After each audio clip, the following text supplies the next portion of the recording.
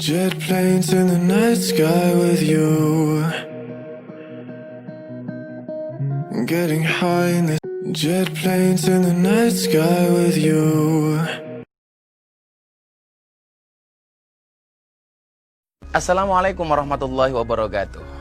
Sebelum masuknya Islam, lahirnya Islam di muka bumi, derajat seorang perempuan begitu hina. Tetapi setelah Islam ada, derajat wanita begitu luar biasa. Sampai Rasulullah mengatakan al-jannatu tahta aqdamil ummahat. Surga itu terletak di bawah kaki ibu. Dan luar biasanya, setelah Islam ini hadir, derajat seorang perempuan itu luar biasa. Apa-apa sekarang pakai nama ibu. Jakarta, ibu kota Indonesia. Tidak ada istilah bapak kota. Irian Jaya telah pulang ke pangkuan Ibu Pertiwi. Nggak ada istilah Irian Jaya telah pulang ke pangkuan Bapak Pertowo. Ada hari Kartini, nggak ada hari Kartono. Kita tinggal di bumi, bukan di bakmi. Bahkan orang Jepang bikin alat kecil untuk motor, namanya juga untuk ibu. Namanya apa? Busi, nggak ada paksi. Nah, begitu luar biasa derajat seorang ibu.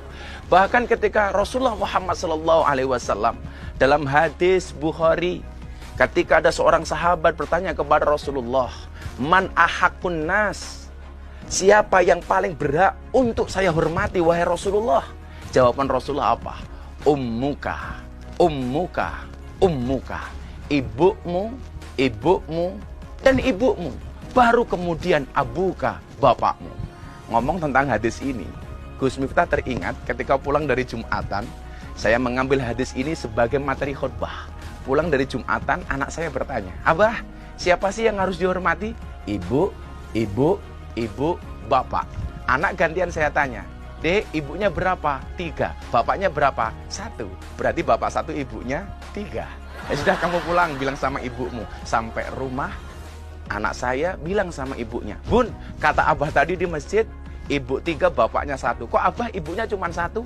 Apa jawaban istri saya? Nak, ini namanya apa? Terong. Jumlahnya berapa, nak? 1. Kalau terong 1 mau dimakan orang 3, caranya gimana, nak? Ya dipotong-potong, Bun. Sana bilang bapakmu.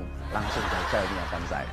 Artinya apa melihat hadis ini? Begitu luar biasa derajat seorang ibu. Pertanyaannya adalah, bagaimana dengan seorang bapak? Dalam surat An-Nisa ayat 9, Allah Subhanahu wa taala berfirman, "Wa yakhshalladzina la taraku min khalfihim dzurriyyatan di'afan." Hendaknya kita merasa khawatir ketika meninggalkan generasi-generasi yang lemah.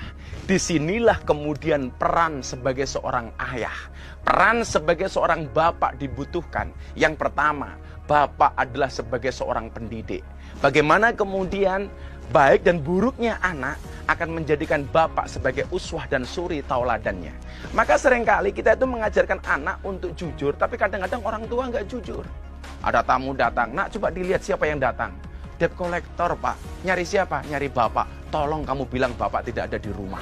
Secara tidak langsung kita mendidik anak kita untuk menjadi anak yang tidak jujur. Maka fungsi ayah yang pertama adalah sebagai pendidik. Kemudian yang kedua sebagai pemimpin. Kullukum ra'in wa kullukum mas'ulun an ra'iyatih. Setiap kamu adalah pemimpin dan setiap pemimpin akan dimintai pertanggungjawaban atas apa yang dipimpinnya.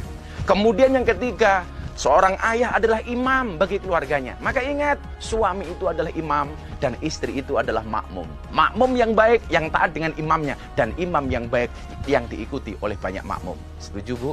Pasti tidak.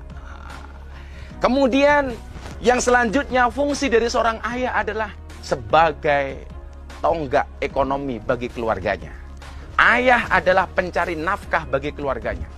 Maka saya sering ditanya, Gus Miftah, bagaimana kalau seorang istri itu bekerja? Saya sering mengatakan, saya sih sepakat istri itu bekerja. Kenapa? Karena suami itu hanya titipan. Kalau tidak diambil Tuhan, ya diambil mantan. Nah, tapi ingat, kalau Anda sebagai suami, jangan izinkan istrimu bekerja. Kenapa? Karena ingat, istrimu itu cukup menjadi tulang rusukmu, bukan menjadi tulang punggungmu. Maka jadilah sebagai seorang ayah yang menjadi panutan bagi anak-anaknya. Jadilah seorang ayah yang menjadi suami yang baik bagi istrinya.